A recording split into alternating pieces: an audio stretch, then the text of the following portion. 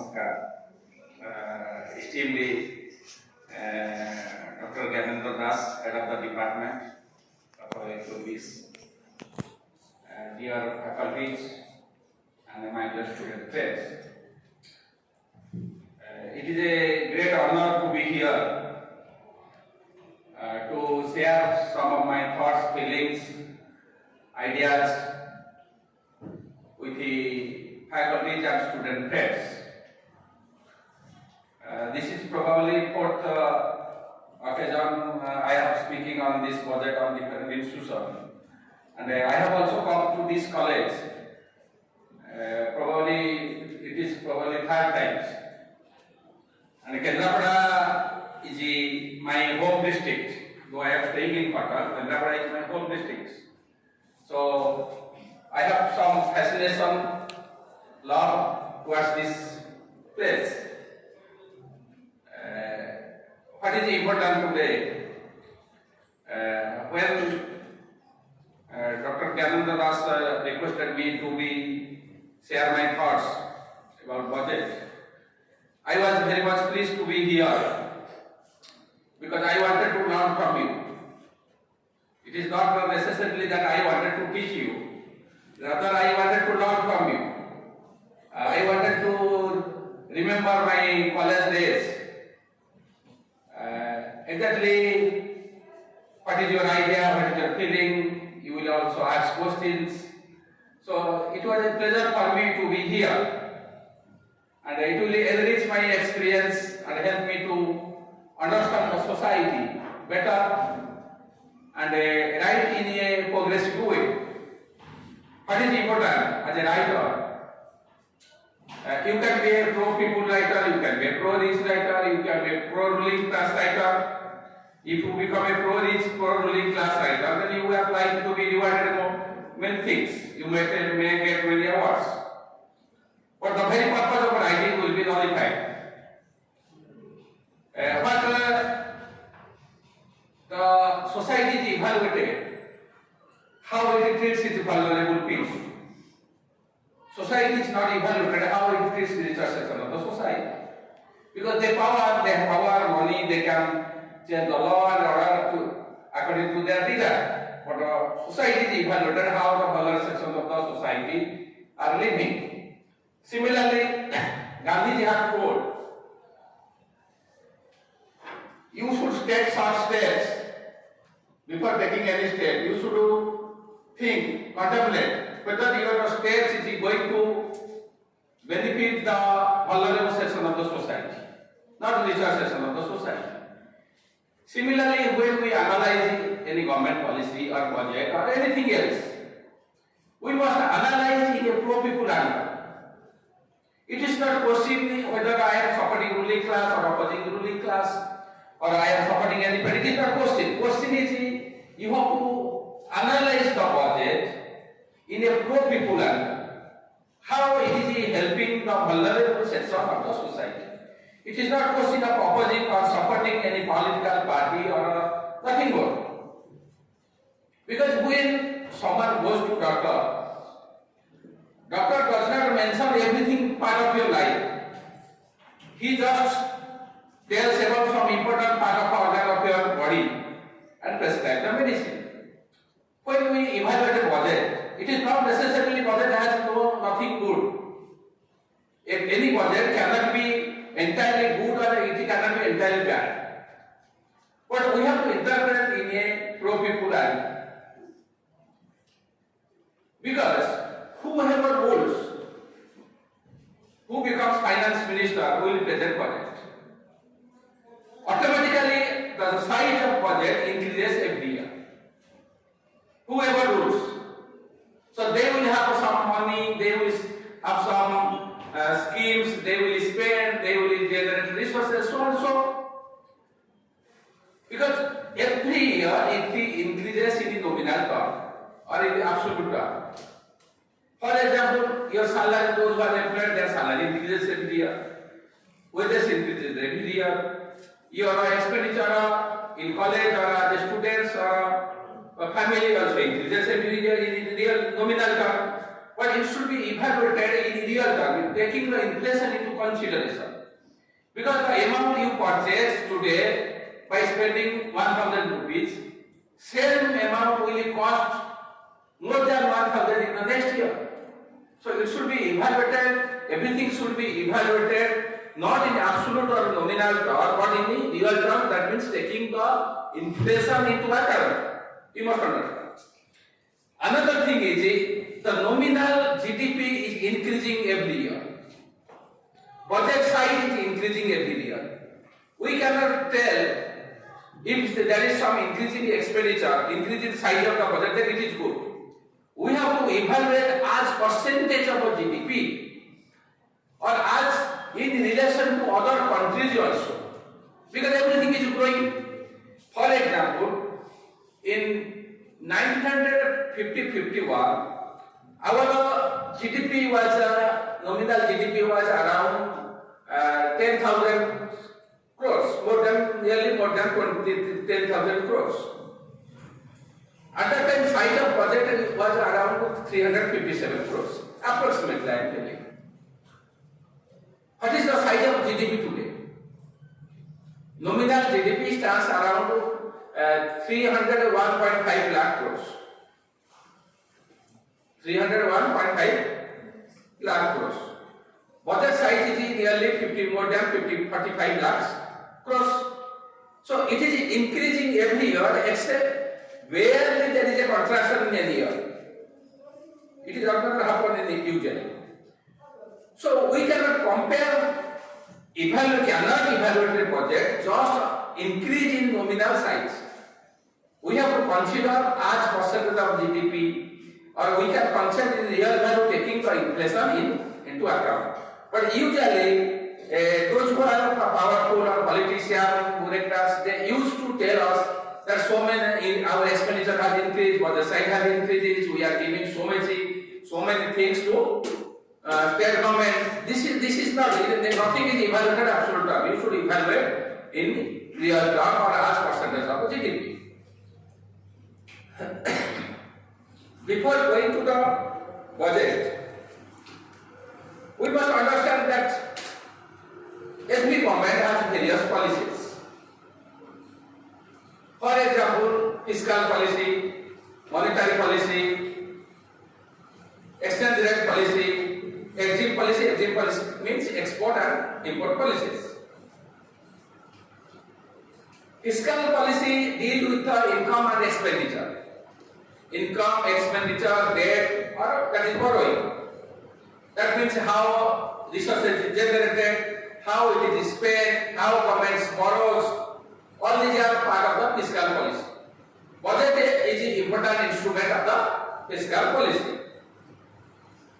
Monetary credit policy deals with the price stability, interest regime. Government, Reserve Bank raises interest or reduce interest rate to maintain price stability, to control inflation, deflation, recessions, and other things. Export-import policy deals with our export-import. Exchange rate policy deals with the how our foreign exchange will increase or decrease, or how our value of currency is determining foreign in relation to foreign currency, and so on and so. Here I am not going to discuss all other policy except fiscal policy. Budget is an important instrument, mainly main instrument of the fiscal policy. First is the budget. That is the most important thing.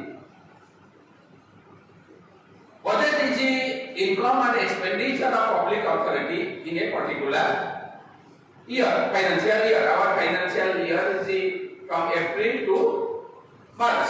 Some countries' financial year is calendar year. Even our government is trying to make the financial year as a calendar year. For example, take example of your family. In your family, you make plan.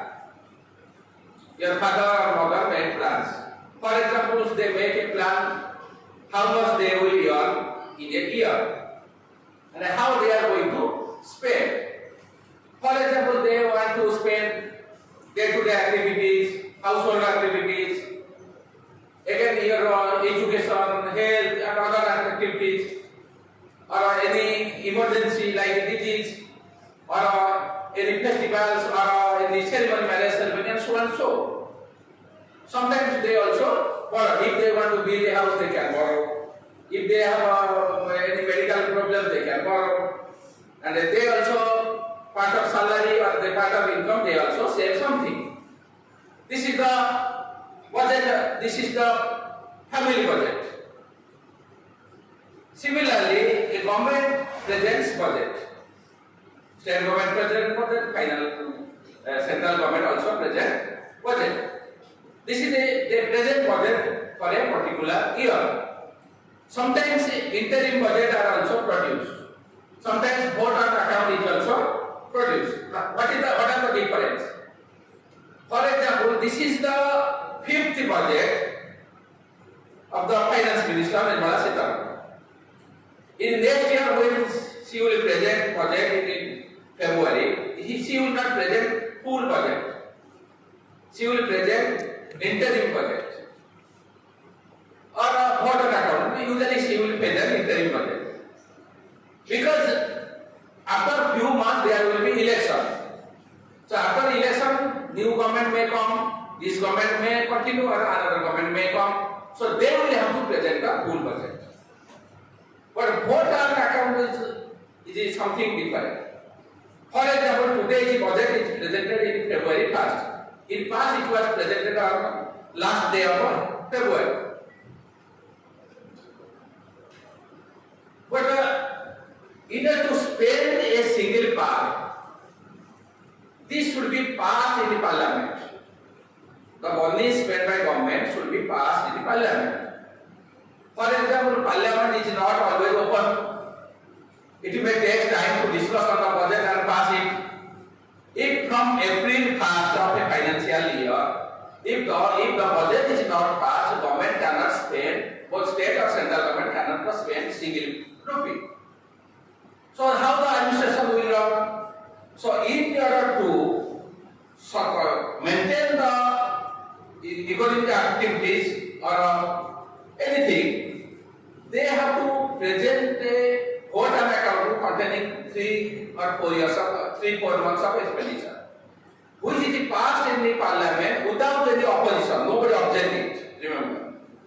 Similarly, it is passed in state government. That is known as vote account. Vote on account contains only expenditure aspect. Interim budget usually contains both the income and the expenditure aspect. Borrowing, but normally there is no changes in taxation normally. But however, this time finance minister has presented full budget. Budget has an important 3 aspects. One is the consolidated fund, second is the public account, third is the contingency fund. Consolidated fund means the amount of resources generated. For example, by tax, non-tax, borrowings, these are instruments of generating resources. This investment or privatization, all are instruments of generating resources. These resources go to consolidated fund. Public account fund. Public account means money savings generated by postal departments, public provident fund, Jivana Sukanya, Samudra Yojana, Kisan, all are these belong to public account. And government borrows from the public account and also repay. But government is not owner of the money in the public account. Government is only custodian. Another is the contingency fund. Contingency fund means, for example, suddenly there was any natural calamity. Suddenly there was need of some expenditure, emergency expenditure. Then government cannot spend without approval in parliament. State government cannot spend without approval in the assembly. In that case, money can be taken from the contingency fund and can be spent. But later, it will have to be be approved in the parliament. Later it can be replenished. But important thing is the consolidated fund. How the important thing is that everywhere in every country, government is presenting budget. But important thing, how it is generating resources, who are bearing the burden of generating resources, and how government is spending. That will determine the quality of a budget. When you evaluate a budget, that you have to see whether richer section of the society are paying more for budget or poorer section of the society are overburdened. If poorer section are overburdened, then budget is increasing. If richer section are made to pay more, then it is budget can be used as progressive. Similarly, expenditure should increase in line with nominal GDP. If it is not line in nominal GDP, then we can say it is contractional. Let us examine. We have to go analyze in a scientific way. It is not question we should analyze it to appease anybody or to criticize anybody. Because as usual, you understand, when budget is presented, ruling class and opposition, they are mentally prepared what to say before examining. Ruling class leaders will obviously, whatever in budget, they will like us, they will not go through budget before speaking. They will tell it is a good budget, it is profit budget, it will elevate the country status, it will lead to growth. They will go on telling without justifying their views with an accurate figures. A genuine economist, a genuine person should tell with evidence.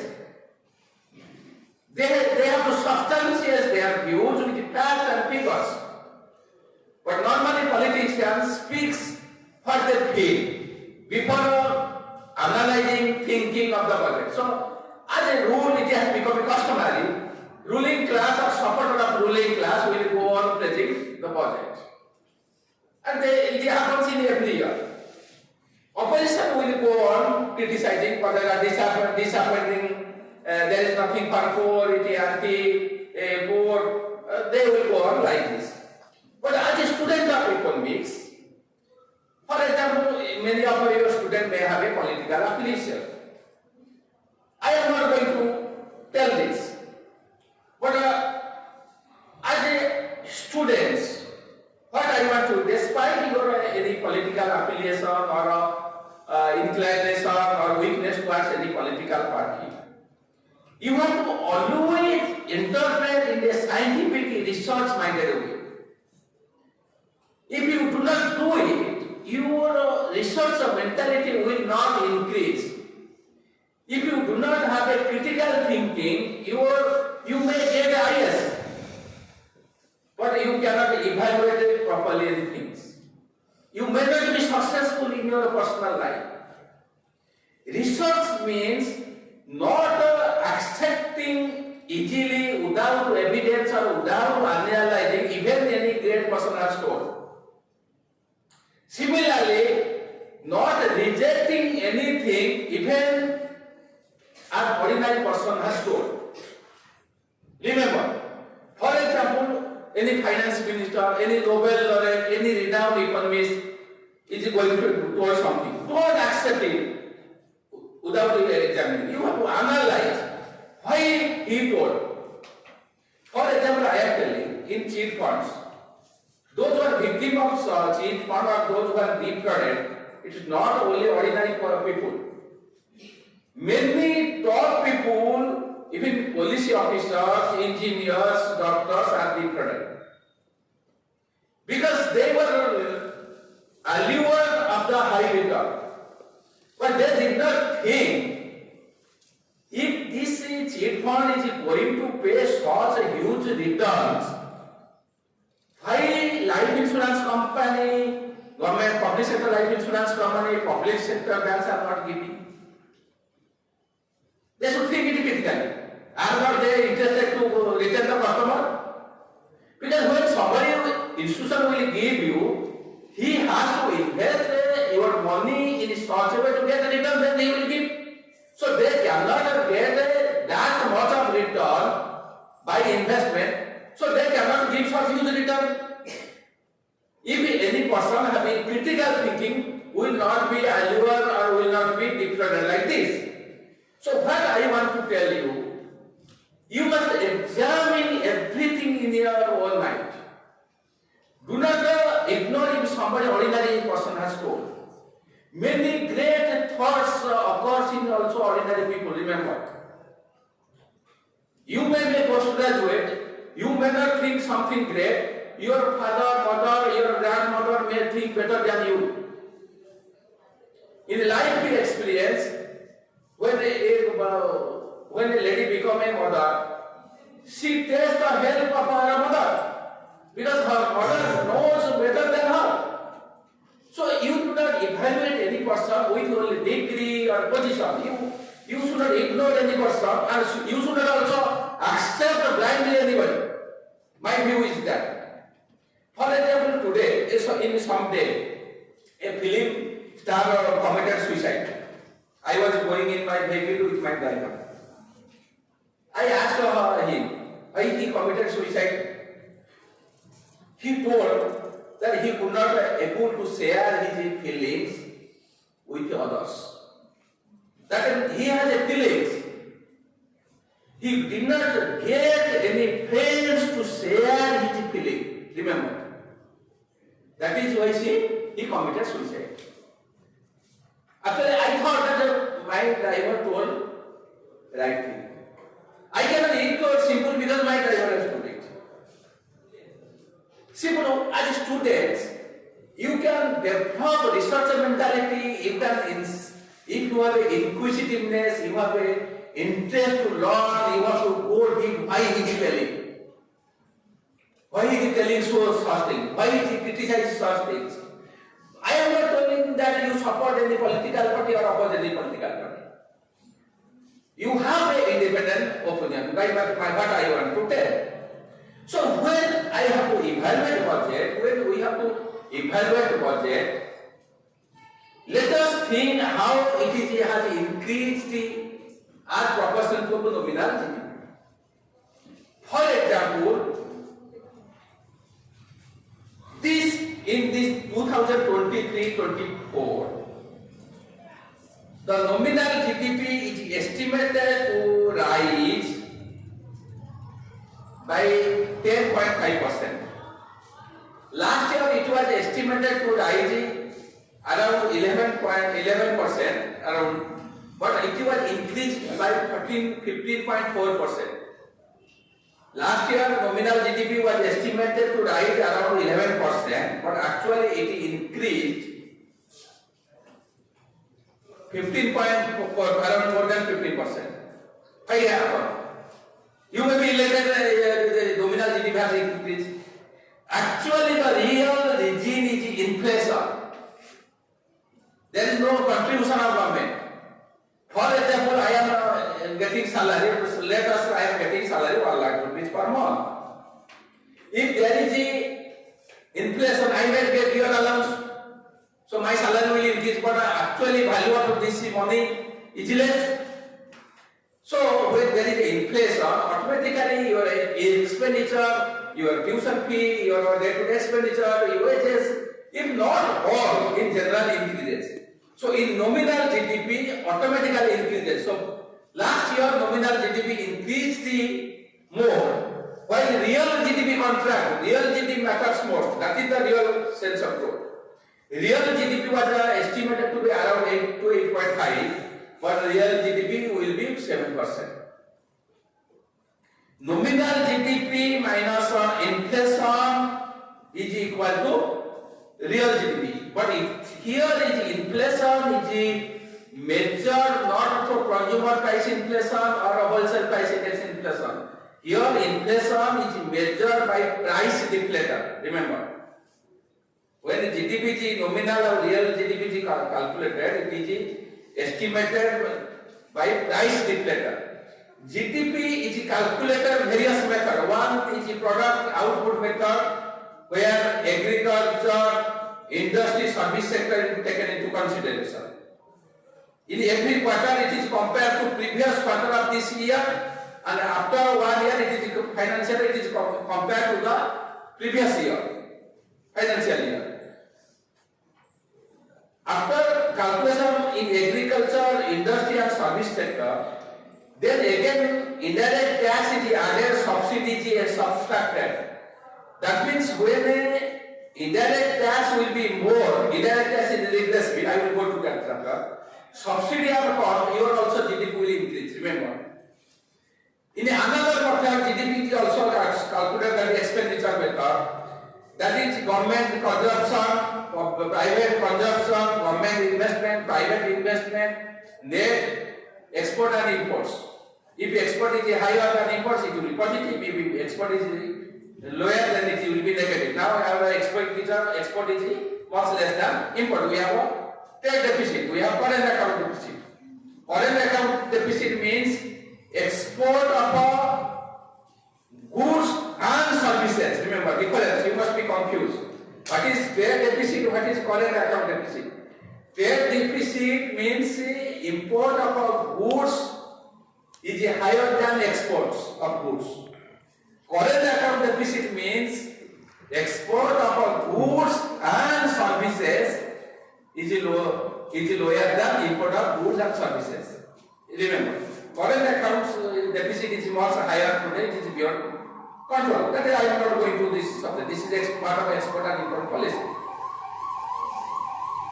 GDP also calculated another factor, so I am not going to that things. GDP does not reflect the well-being of the society always. It is only indicator of economic activities. GDP is important, but it is one of the important indicator of economic activity. It does not take into well-being of the society. If somebody become richer and others become poorer, GDP will grow. And benefits of GDP growth is going to the richer section of the society, not poorer section of the society. For example, if someone has a maid servant, he is paying salary to this maid servant, then GDP grows. The moment he marries a maid servant, he will not pay any salary, then GDP contracts. For example, you are going on a road, somebody going the road, made accident. Or vehicle was damaged, it was repaired, then you spend money. You are hospitalized, you spend money. Suppose if anybody died, cremation took place, then you spend money. That means your GDP will grow. 30 minutes still. If you purchase something, your GDP will go. If you repair something, then GDP may not grow. It may go by margin. What you spend on repairing. So GDP is indicator, important indicator of economic activities of a particular year, because we cannot decide the well-being of the society simple based on the GDP. We can, despite development is something different from our GDP. Development means there is a qualitative improvement in your life. You just suppose you are earning money, but you do not have education. You are not a good human being. But you must have a qualitative improvement in life. You have a freedom to express. You enjoy your life. You are happy.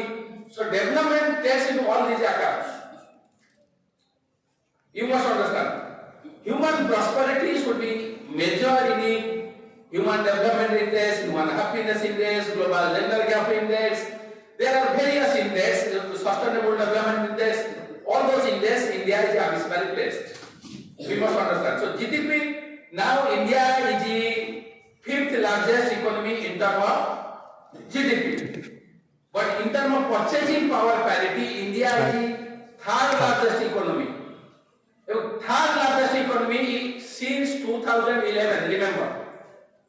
America is the number 1 largest economy, its GDP is more than $30 trillion in nominal GDP, followed by China and India. But in the purchasing power parity, China is number 1, America is number 2, India is number 3. Purchasing power parity is more important because purchasing power is decided how buy my land, I will do around 80 rupees.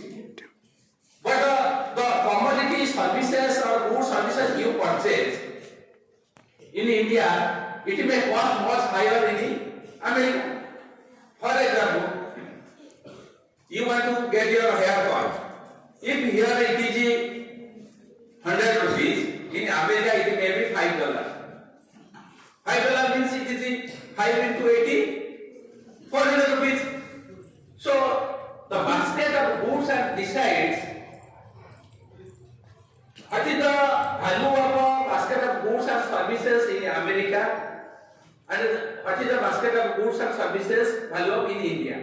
In that basis, $1 in exchange rate it is around 80 rupees. In purchasing power parity it is around 22 rupees. Nearly it is data is always variable every day. So in purchasing power parity India is the largest economy. I am not going through this. But what I want to say, growth with equity, growth must be inclusive. The benefit of growth should percolate to the poorer section of the society. That can be reflected in development, but that is not happening in India. We are growing. It is, however, India is going to be the fastest growing economy this year.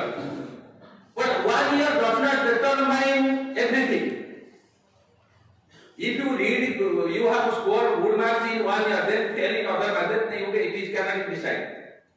Once upon a time, Indian economy, China economy was in terms of GDP was same. But China economy is more than 5 times more than Indian economy. In terms of what is important? In terms of per capita GDP, total GDP divided by population. India is abysmally placed 142 position behind 141 countries. In terms of purchasing power GDP, India is placed 128, that means behind 127 countries. We may be the 5th largest economy, but per capita GDP we are behind Bangladesh and we are behind 141 countries. So as students, you must also have a concern for this. You should not be swayed out by the publicity of the largest 5th largest economy. Understood? Now coming to this project, the nominal GDP is projected to rise 10.5% in 2023 and 24. Budget size, our budget size is more than 45 lakh crores. The revised actual budget size was 39.5 lakh crores in 39.5 lakh crores in previous year, but the revised estimate is 41.9 lakh crores. From revised estimate, what is the percentage of rise in this budget? It is 7.4%. That means nominal GDP is estimated to rise by 10.5%, but the budget size is estimated to rise by 7.4%. That means, in economics point of view, budget is contractionary. Budget size should be in line with the nominal GDP or higher than nominal GDP. Okay, you ignore this again. What is important? When we are telling that we are doing many things for poor, we are providing service to poor, we have many social schemes, where the money is coming? From budget. That means if your size of care does not increase, if I give this someone, I will require someone. For example, you are suppose there are 200 students. I have 20,000 rupees to distribute you. For 2,000 students, 20,000 rupees per head, how many? 100. If I pay something more, then automatically I will do something somewhere. So when when the size of cake or size of budget does not increase, that means the expenditure has increased in somewhere, simultaneously increase but expenditure in somewhere has been also got. Understood? But expenditure in all aspects should increase. What is important? Our size of a budget as proportional of our GDP, it is shrinking. In 2020-21, it was 20%, some states 17%. But in this budget, it is estimated to be 14 to 15%, from 14.91% or less than 15%. But in some other countries, in Europe, it is around 54%. In France, it is 57%. Some other countries is much higher. That means in India, size of cake is not increasing. That means when distribution is made, when some are getting more, some are losing. When rich are sharing the more, then poor are becoming more poorer. Your Oxfam report says from 2011 to 12 to 21, the wealth created, more than 40% of wealth created in that decade has gone to the 1% of the population. But only 3% wealth has gone to the 50% of the population, lower section of the society. That means benefit of growth is going to the richer section of the society, where poorer section of the society is deprived. It is not happening only in India, it is happening all over the world. But India is one of the most unequal countries. After Brazil, it is the second most unequal country. Around 100 billionaires own wealth more than $800 billion. 1 billion means 100. 1 billion, 100 crore, $1 is equal to 80 rupees related. So, budget size, when compared with other countries, it is very negligible. Next will come how the resources is generated. That is important thing. How the resources is generated. For example, nobody is rich, nobody is an entrepreneur, nobody is talented, nobody has gone to any higher ranking without the contribution of the society. Remember, for example, the road in which we go is built on taxpayers' money. The college in which you are reading, it is built on taxpayer money, or salary is given to the faculty from taxpayer money. Hospital you go, it is built on taxpayer money. Or industry that consumes mineral resources, it is our resources. Rather, resources of the society contribute to the environment pollution by using AC, cars, or industry. So, nobody is great because of his own entrepreneurship and talent. Somewhere others have contributed. That is why research section of the society should pay more to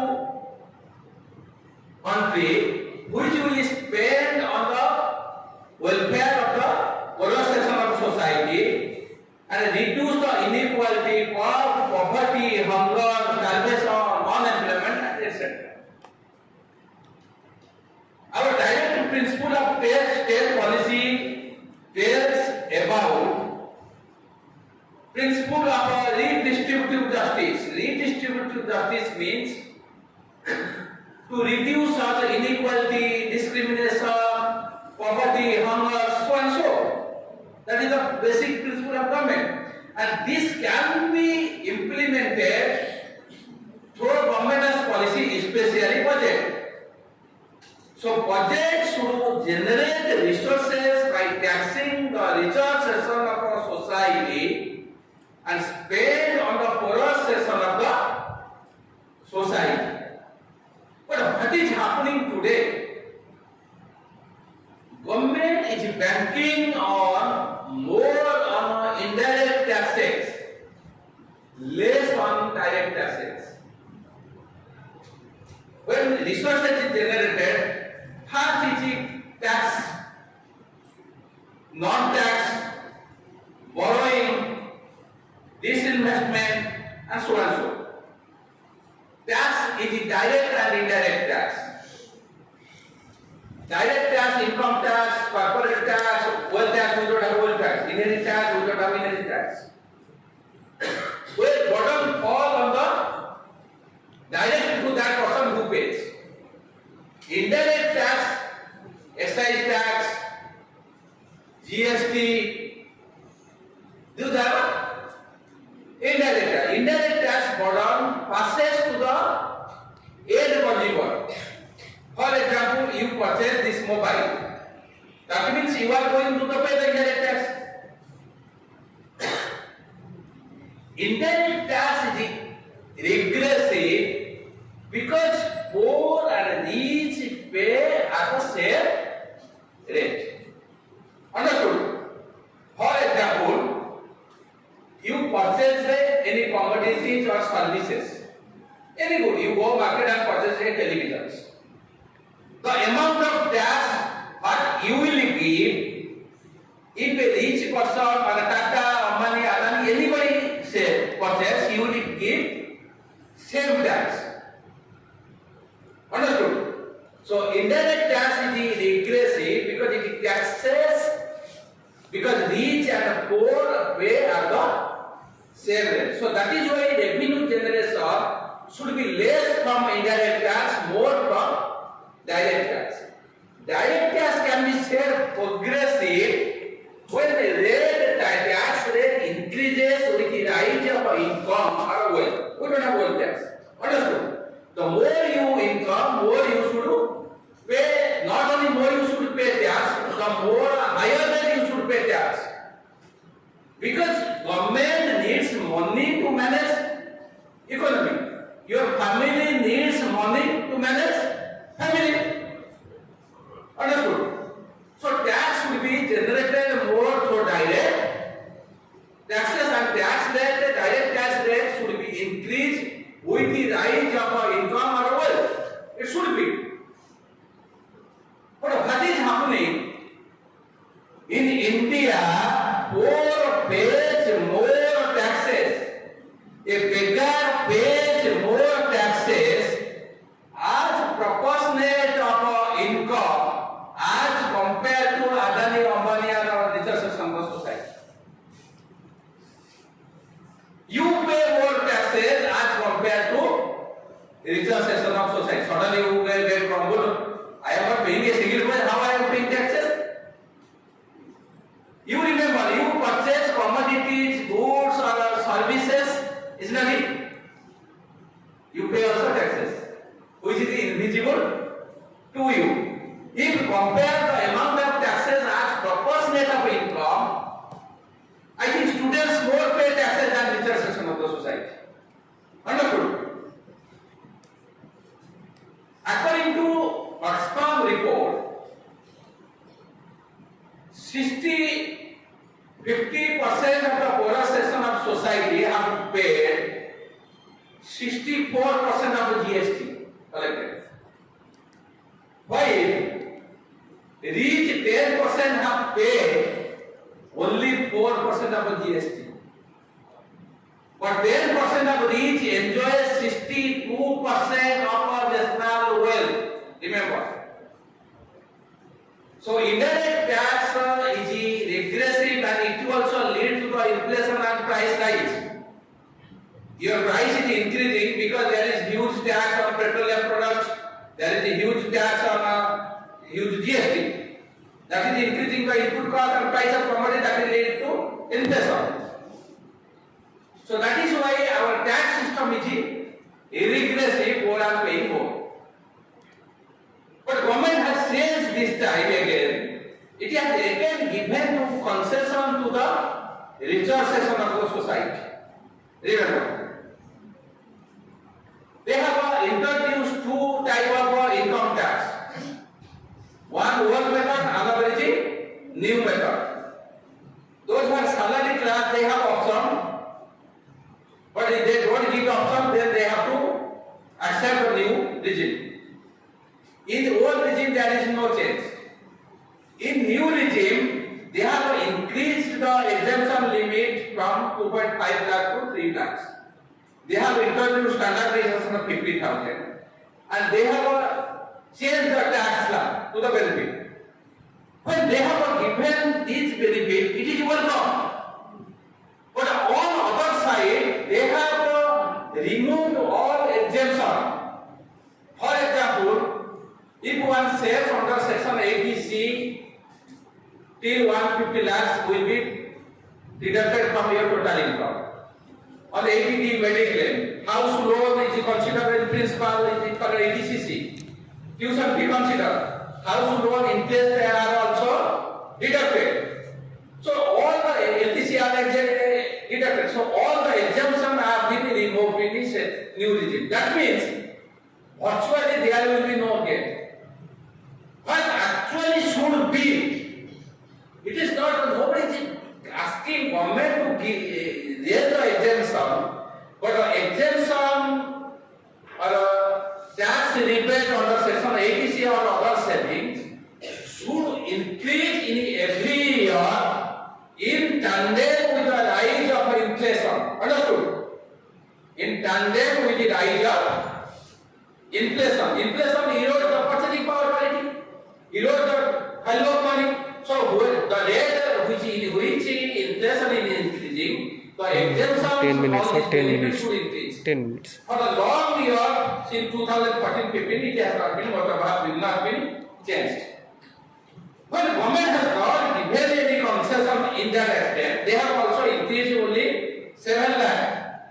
That means the moment your income is more than 7 lakhs, then you are not going to that category. Remember. But on the other hand, they have reduced the surcharge from 37% to 25% in case of income more than 5 crores. I think nobody has a 5 crore income here. In your college, nobody has an income of 5 crore. Understood? That means those who are 5 crore, their tax liability will reduce. In the past, we had how long we have got?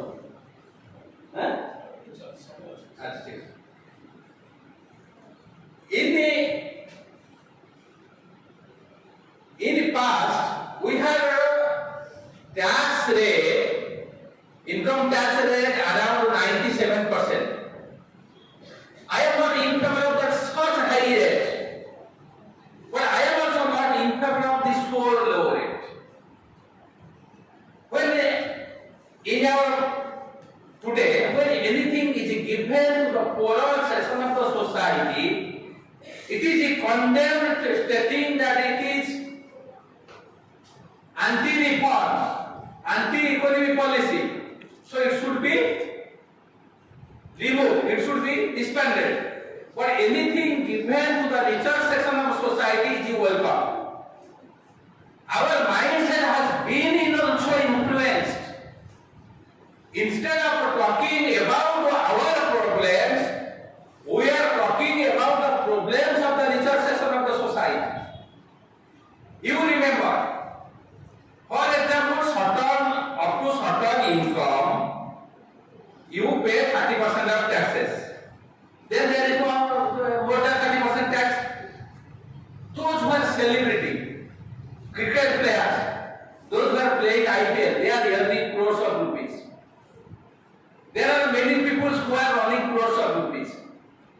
That means they will pay also at the same rate, the rate at which your teachers are paying. A person without playing IPL will earn crores of rupees, but he will pay at the same 10%. That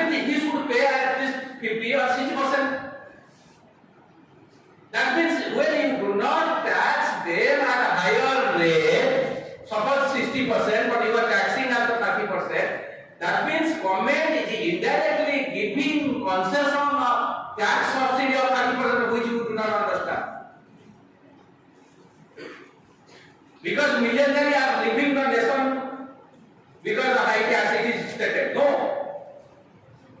Many countries have also higher tax rate than us. In 2019 and 20, government reduced corporate tax from 30% to 22%, in some cases 15%. If corporate will not pay tax, then who will pay tax? That means you will be, if rich will not pay tax, who will pay tax? That means poorer section of the society are asked to pay more taxes. So indirect tax like GST, taxes on petroleum products. In petroleum products, in 2020-21, around 21-22, both central government and state government has collected around 6 to 7 lakh crores. That means burden of tax is falling on the poorer section of the society. Sometimes government tells that we have so many schemes. Every government tells, I am not telling that this government is only telling. The only publicity varies from government to government. In past there was no slogan. Today there is Achhe Din, Amrut Bela, Sabka Saath, Sabka Vikas, different way of making slogans. But what is Amrut Bela? A budget is in Amrut Bela. For example, you ask the person who is suffering from various disease and unable to take treatment because of financial position. He can tell how it is on. You ask the students who is unable to pay his tuition fee because of his financial problems. He can tell what is on. You ask the students who have a big degree in university, formal list but roaming on the street without job, he can tell what is on. Around 16.4% of the population or 22.8 crores Indians are multidimensional poor, suffering from extreme poverty. And this poverty line is based on the 15 poorest countries. And around 20 crores people are poor, insecure, they are not able to get a proper nutrition. 97 crore people, Indians are poor, are not able to get healthy food. What is, they will tell them what is Amrita. In the corona pandemic, according to the government record, 5 lakhs people have died. But in reality, it is more than 10 times. Some have lost their parents, some have lost their father, some have lost their mother. I have lost my elder brother and also nephew, who has 2 children. So I am not only affected, many of the people have been affected. Many have lost their parents, relations, friends. Many great persons have also suffered. You visit their house, those who have lost their parents or earning member. Ask them. Think about their life. They can tell what is on. Yes, every government publicizes, advertises, they power, everybody loves of power, everybody wants to retain power because power enables one to have access to prestige, platform, privileges, so and so. But as a student, as an academician, as an intellectual, I am not telling you oppose government or support any government, or you oppose any political or support any political. But it is your moral responsibility. When you cast your vote, you will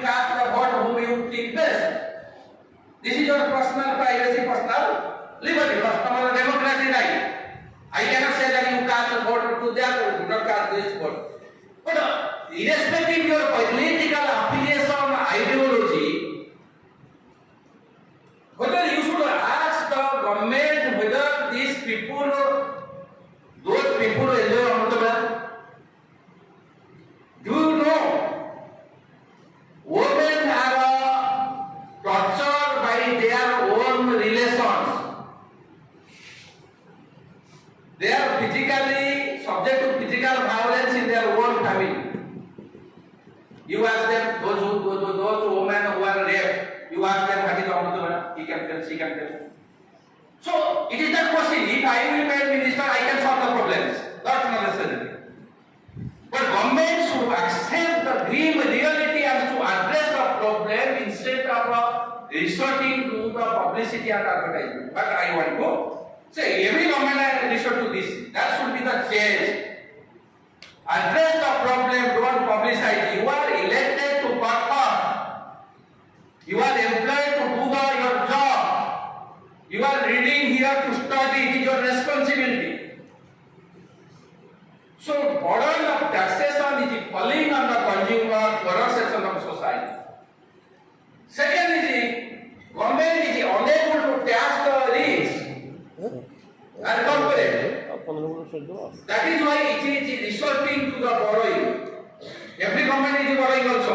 I will not give you any wrong information. Remember, America debt GDP ratio is 137%.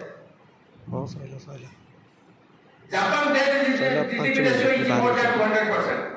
Our debt GDP ratio is 90% for central and state.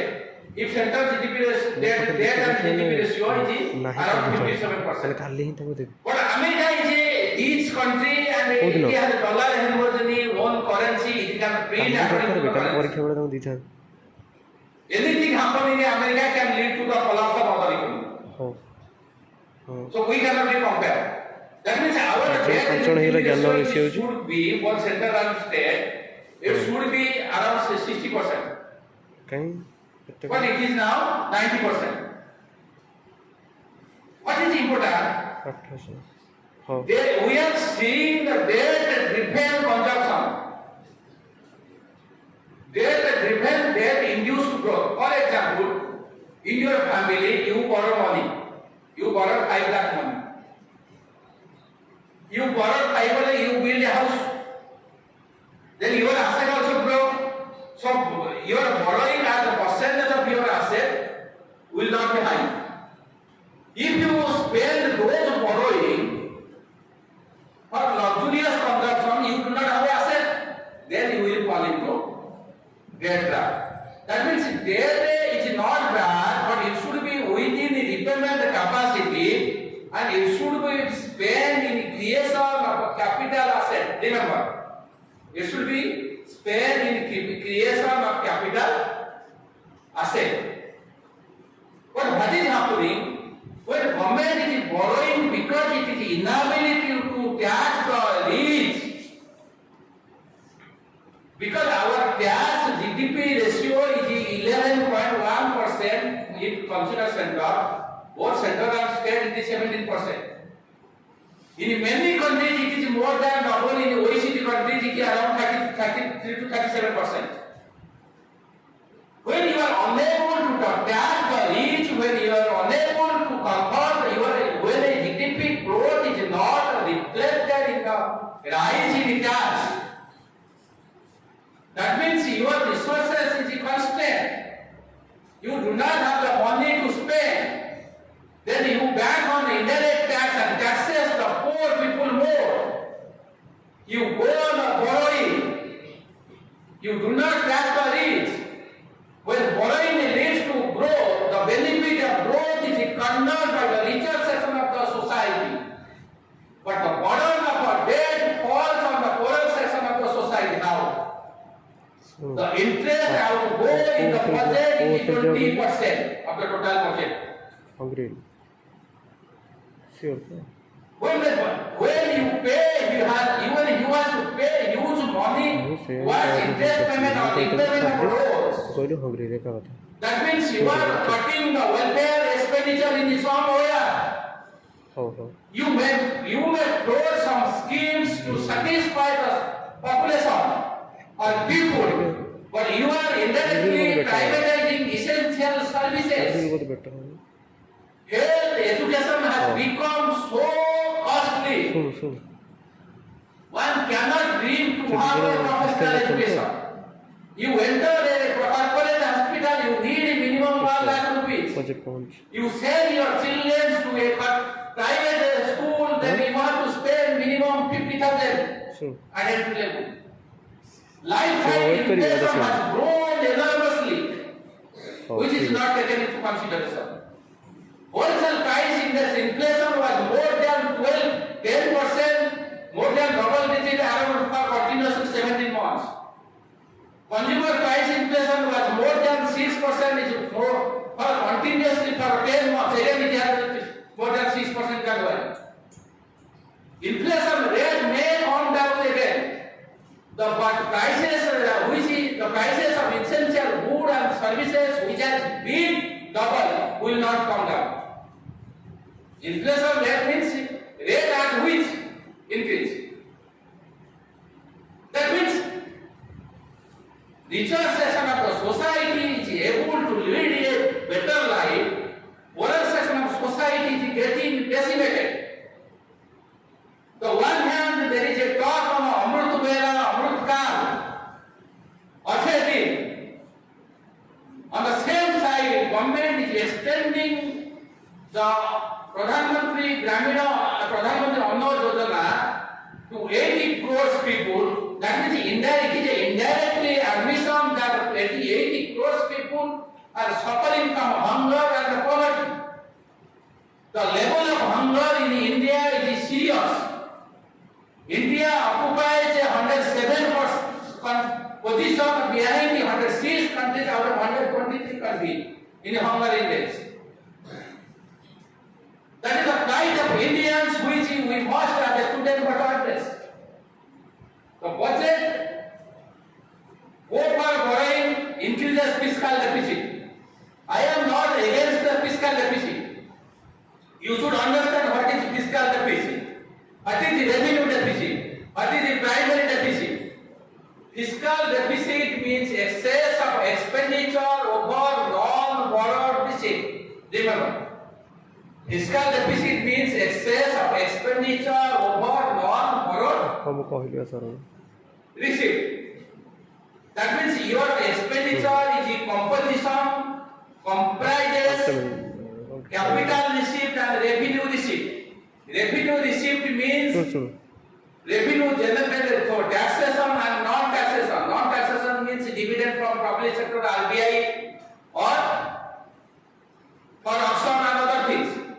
Capital receipt constitute borrowing, interest recoveries, disinvestment, privatization or demonetization of assets, recovery of loans and so on.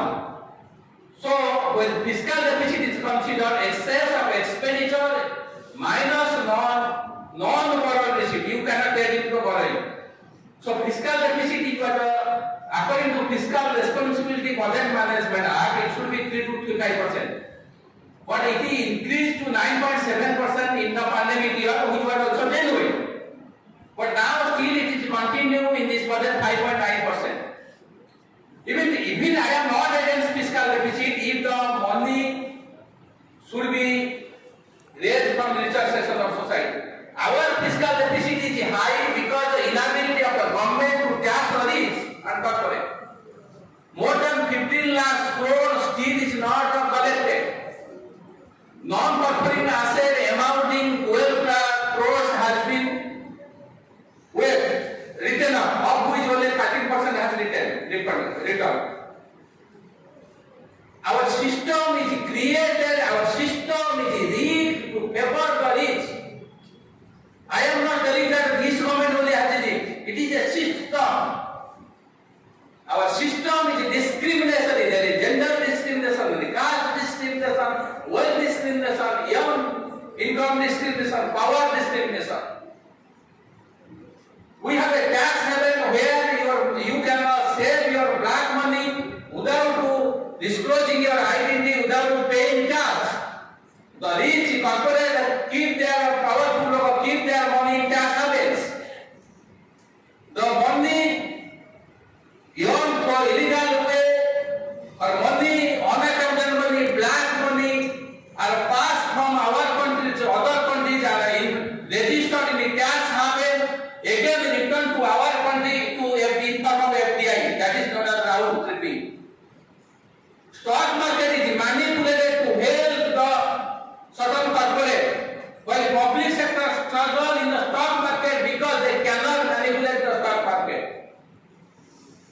The point of view is that system is created deliberately. All countries, the powerful countries, are giving more concession to the richer section of the society, corporate section of the society, so that they can provide funds to them for electoral victory.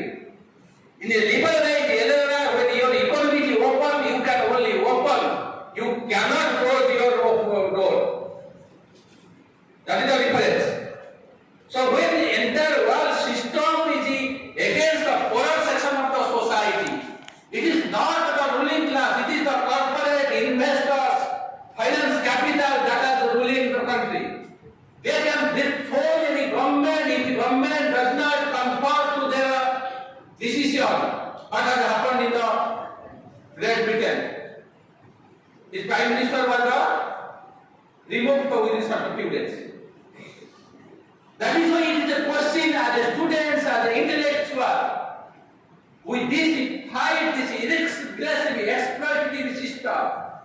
You should not become a political pawn in the political party, but you must imbibe with the genuine sense of political consciousness. You have a greater role to the society. You have to contribute to the society.